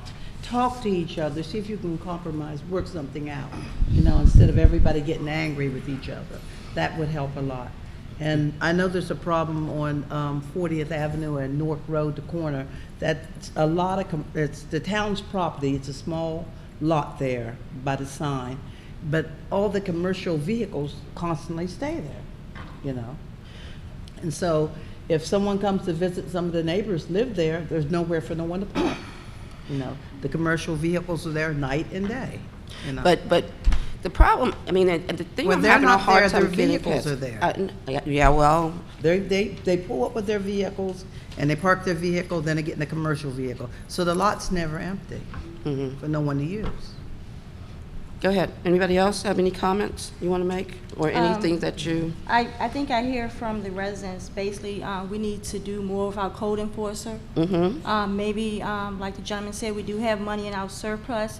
And I know I'm a banker and I'm very conservative, but if that's what the residents need, as far as us adding more hours or getting another code enforcer to see the cars that's sitting there for more than 48 hours, or to see the Virginia tags that's been there for a while. And I think if it's a cost for it, once we start charging them, then they won't be there. Right. I know one of the young ladies who is a code enforcer in Hyattsville, and she told me that she even she citates the mayor and council also. No one is exempt from code violations. So That's right. That's right.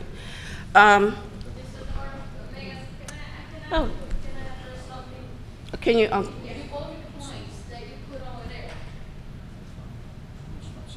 We know that you're making more revenues from properties that are being rented. Ma'am.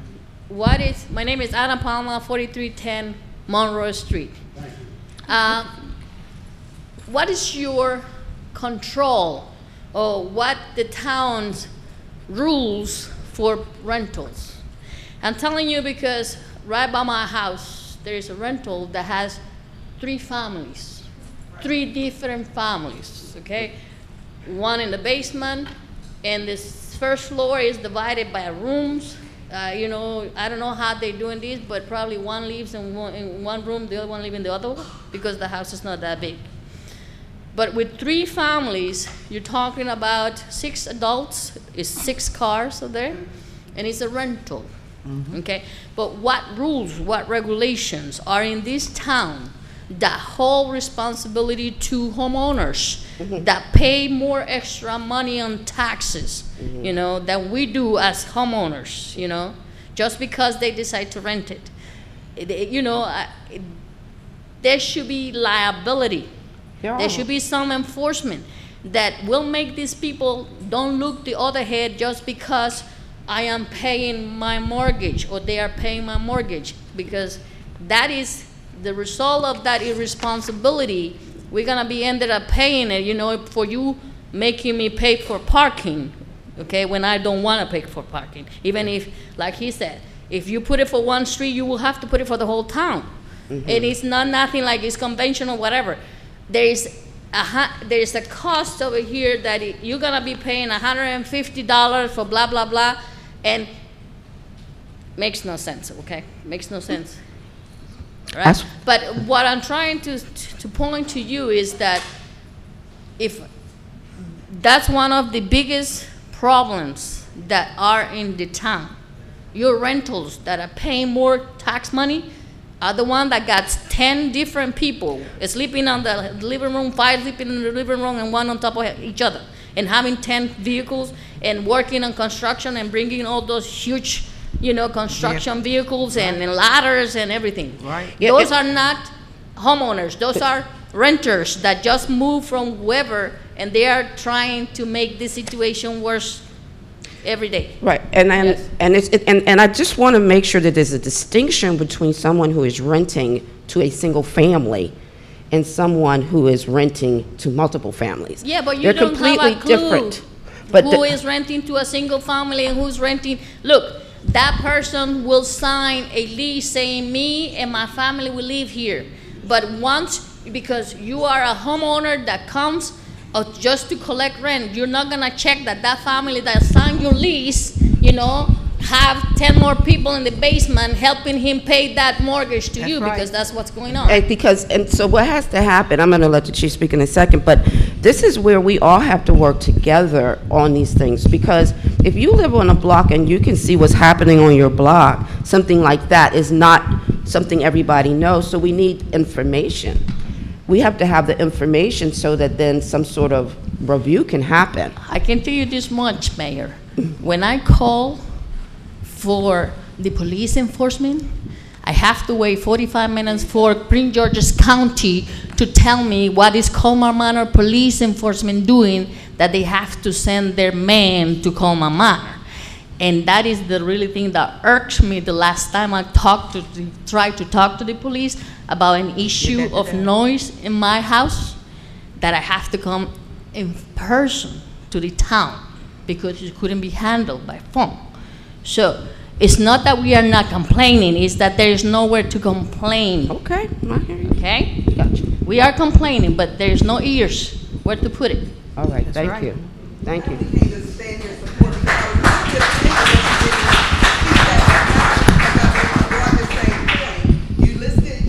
You ran down your list, but you didn't bring this point up. Oh, about the housing. This is major. Okay. This is major. You have a lot of homeowners who are now investors. They're not living in the property. They're not renting to one family. They're renting to multiple. And the officer can tell you about the incident that happened with me and my daughter. That's what I'm going to bring up. Verbally assaulted. Okay, racial slurs, threats, and everything coming in and out of my house. Now, I'm not a block that has a parking issue, but I have this issue. Okay, gotcha. Okay, and this is major, and I think it's what your parking situation is the stem of if you're not enforcing it throughout your community. You guys are telling us we have to prove it, we don't, you know, they'll tell us we're all one family. You know better. Just use some common sense here. I mean, the one next to me, their basement is a cellar, okay? There shouldn't be 20 people down there. It should be a code enforcement issue, a fire hazard, that they can't come in and out. Those people were literally snowed in, literally, when we had that high snow. They had to dig themselves out. So that's gotta be something that's provable. Okay, no, I got you, I hear you. And Thank her you. neighbor, when I was at her house, admitted that she was renting rooms out. So I wrote a report to that fact. I saw your report. And when the code enforcement officer and I went to the house to do a health and wellness, they said, oh no, these are all my family members. And that's where we run into the roadblock. Because once they say they're family members, there's nothing we can do. But that's But even though I wrote the report that she admitted to me But that. here's the thing, where's the lease that shows all of those homeowners listed on the lease?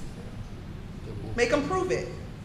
Because if they're renting, and she admitted it, and they're all family, And she they did. should all be listed on the lease, right? Yes. I mean, that's real estate. No. And I also think that there's I a don't body know that count per leases. room, regardless of yes, whether you're all family. there's a space. Yeah, a you space can't have use. 20 people, whether we're all family and blood, living in one home if there's not a certain number of rooms in the house. They wouldn't let us in the house. Yeah, but there's a space use per person, and you know, and if it that's goes the law. beyond that, you know, you have to call fire, the fire group, because that is a fire hazard for. It's not just for them. It's that house goes in fire. You as a neighbor goes to, you know, Right. that is something that it needs to be watched, and that is not. There's nothing that is being enforced here, but like I told you, 3 different families living in one single family home is ridiculous. They're nuisance houses. It's ridiculous. Okay? Thank you, thank you so much. Thank you.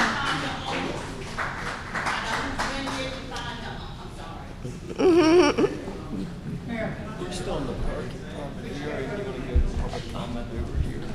Oh, what does this make a difference? Why don't we find Okay. the owners, find out who's renting the property, and get them, look at their lease, and find out what's going, 4301 Lawrence Street, Donna Edwards. I'm sorry, sir.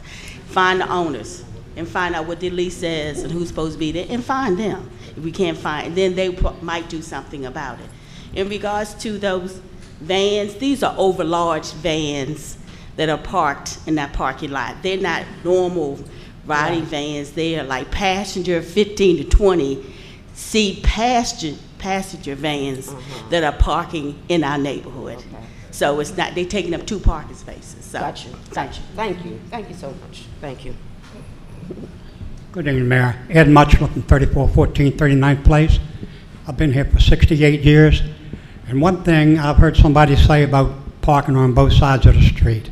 I am a member of the fire department for 50 years. These streets are narrow. You cannot park on both sides. Fire trucks are getting bigger every day. If there's a residential fire in this town, there'll be 3 ladder trucks and maybe 4 engines coming in, and they can't get up these streets if there's something parking on both sides of the streets. Also, when I go out a lot of times in the evening, going out to a meeting, to firehouse or somewhere about 6:30, I always see 1 or 2 cars parked on the wrong side of the street when I go out. When I come home, them cars are still parked there.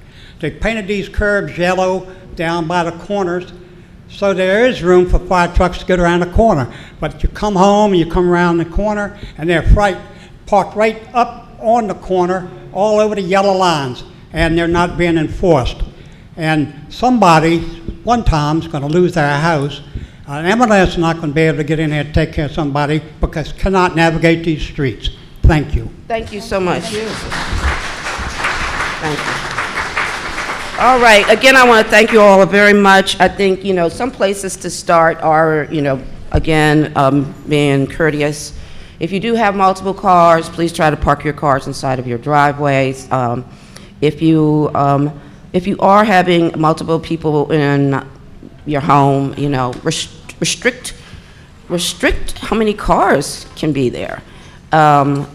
We are going to have further conversation about what the definition of a commercial vehicle is and where they can go. I like the idea somebody brought up about finding a spot for them, potentially. We can say, hey, look, you got to park, over here somewhere where it's just not in everybody's face all the time.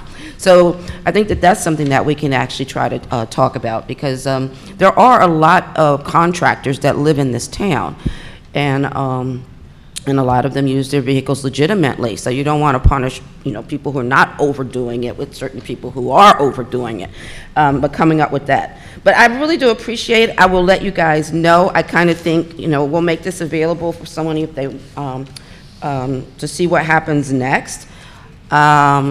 One-way streets would not be able to be everywhere. If we were going to do a one-way street, we have to take what Mr. Muchler says to heart and make sure that fire trucks can move around, because that could be a challenge if we were to do a one-way street.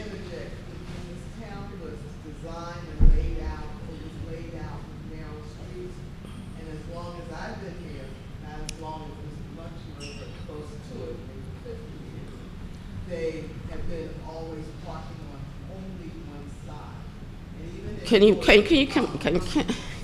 I was giving you a second, but you were taking more. Come on, Julianne. Former Mayor Julian Bethea. My name's Julianne Bethea. I live at 4206 Monroe Street, and I've been here probably almost 50 years, not as long as Mr. Muchler. However, in the history of this town, when it was designed so that parking was done on one side of the street. When I moved here, there were 80 homes in Ward 3 on the block where I live, Monroe, 42nd, 43rd, and Lawrence. 80 homes in that one block areas, what was reduced to 20 with urban renewal. The concept that I'm hearing is that enforcement is an issue. When I moved here, most people had one car per family.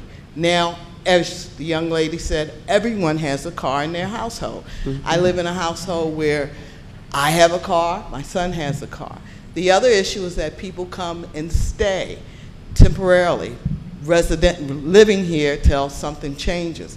Something can be done with them registering their vehicles to be known that they are staying here legitimately and not just taking up a space in town. Again, enforcement is an issue, but what I'm glad to see is that the issue of multifamily living in the house has come to forefront, because this has been a long-standing issue in Colmar Manor. We have many people that I'm going to say are not related being rented to in homes that take up a lot of parking space and our resources. So again, that's all I have to say. Thank you. Thank you. All right. If anybody else for the parking permit, what I am going to think about, though, is rather than a permit, maybe just a registration system, so that we can make sure that people who are here, live here, have the address here, and that, so you're going to have to, at least that. It wouldn't necessarily have to be limiting parking, but that might get rid of a lot right there, just proof you live here, and that you... With no fee. Yeah, with no fee, right. Yeah, no fee, just to register and making sure, because that may do a whole lot right there. And then we'll look at the commercial thing.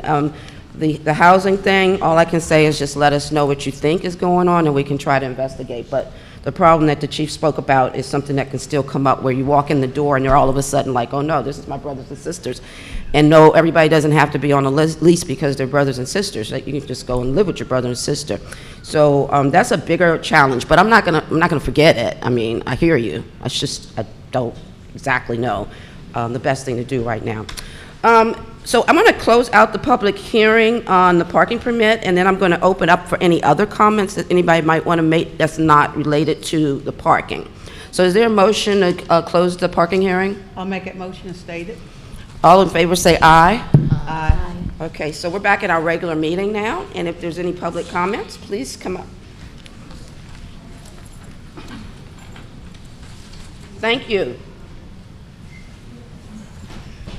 Good evening, Mayor Barrow and Council. I'm Rufus Lusk. I'm a partner in the Port Town Shopping Center.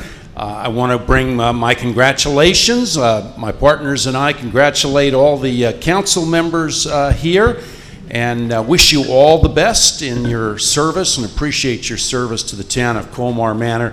And I would like to recognize Council Member Epps for her excellent service. That was a really good hearing. I think it was very, very positive. Right. Lots of good comments on the parking issue and also the housing issue, which I'm acutely aware of. I would like to recognize and thank Acting Chief Sims for her work in protecting the property and the people of Colmar Manor. We've recently had an issue at the center with somebody who we believe is homeless and probably on drugs, where we've had to request a peace order, and I'm working with the acting chief on that.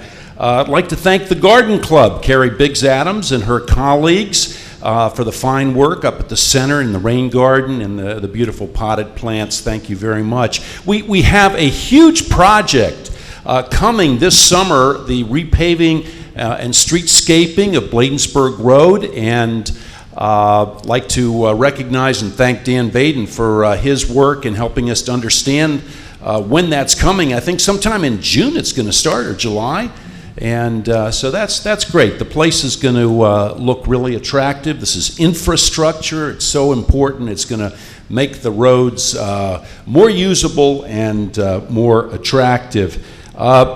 You know, we did a lot of things in the last couple of years about the Battle of Bladensburg, and I hope everybody's been out and seen all the great markers and the monument and so forth. And just a quick update to the mayor and council. I've got 50 tourists, cultural tourists, coming on Friday to see Colmar Manor and Bladensburg and the battlefield sites and have lunch at the IHOP. Very cool. Very excited about this cultural tourism. The shopping center, I've been here as an investor for 27 years, but I'm not here every night. A lot of you go to the shopping center at the night. If you see a light that's not working, please let us know. You know, tell Mayor Barrow and she'll tell me. We want to make sure that the lights are always on.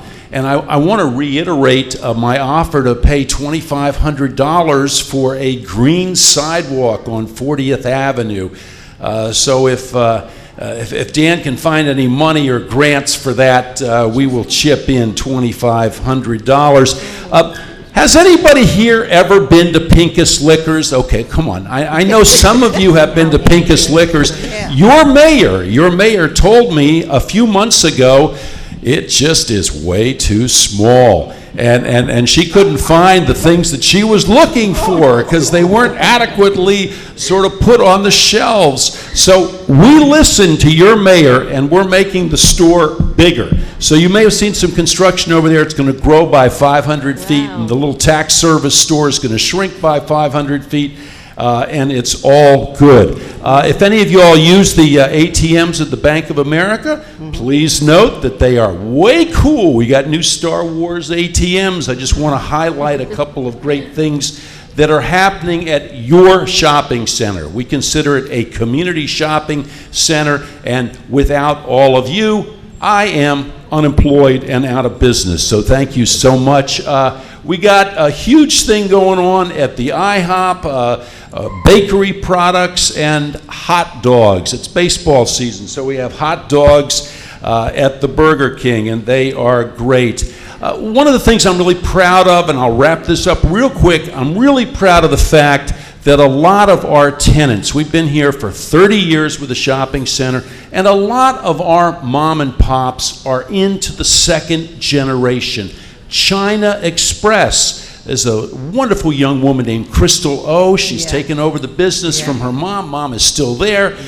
They just signed a new 5-year lease with us, and if you ever patronize China Express, just congratulate them. I think that's really cool that they're staying at least for another 5 years, I hope for 30. And some of you do use CVS. CVS is one of our anchor tenants, really important, and they just signed a new 5-year lease with us. We're very excited about their continuing to be in the community. Colmar Manor is a great place to live, to work, to play, to invest. I thank all of you, and I thank our leadership here. Have a great evening. God bless. Thank you. Yes, my name is Rufus Williams. I live at 3502 37th Avenue. My concern is the lighting. When you come off of Bladensburg Road, you come to the stop sign, you come up past the park. From the park to the stop sign. My car's been broken into like 3 or 4 times. It's dark, you can't see anything. I put motion lights out, I put motion lights in my driveway. Also, there is a gate that leads to the park. At night, cars are my backyard faces the driveway to the park. Every night, there's multiple cars driving back into the park. Why can't we utilize the gate that's there, lock it at night so that cars don't be back there? In the house one night, I hear a young lady screaming and yelling. Someone's back there trying to rape her. Oh my God. Yeah, this type of stuff. We need to have that road locked off. I mean, I see a lot of park police going back there now, more than I have recently. But it would be a great help if we could get more lighting on that street and maybe lock the gate off going to the park at night. Thank you. Thank you. Thank you. Hi, Luis Carver again. I used to have a dog. You want to say your name again? Louis Carver. Louis Oh, Carver. okay, thank you. I used to have a dog going walking to the park behind the church, behind the town here. The park. The back. And mostly what I found, it was in the bushes, behind the bushes, a lot of beer cans, beer bottles, empty plate by lot, boxes of beer, empty.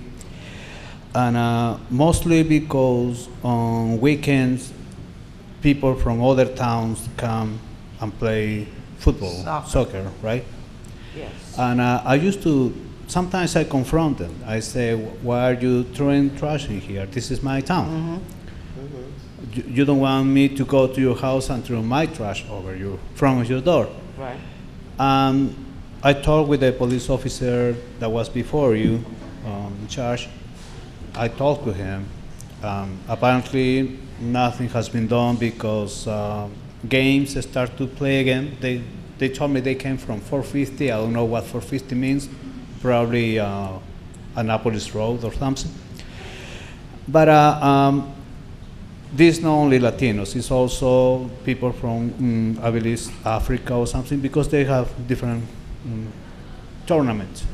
But they are throwing all the time trash and hiding in the bushes.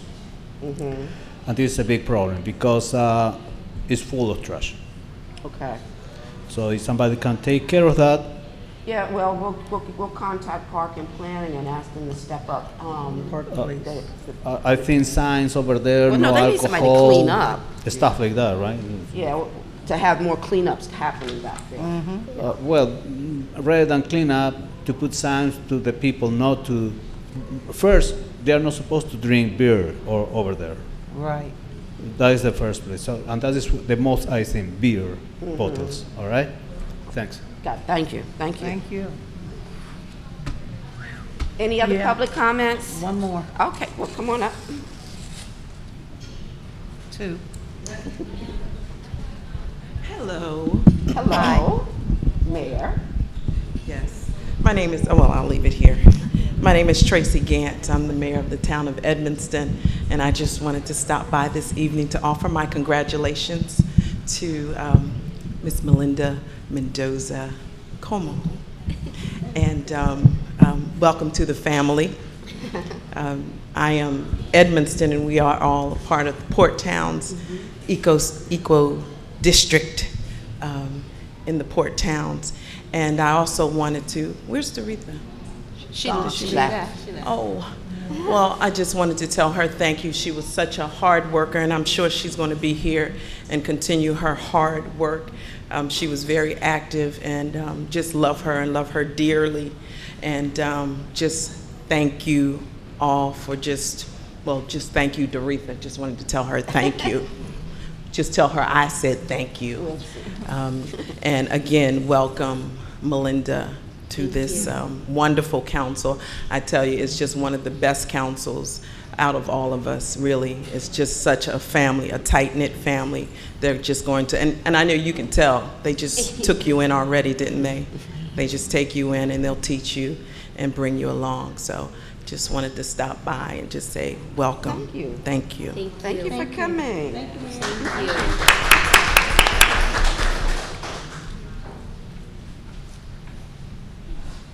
Hi, my name is Jonah.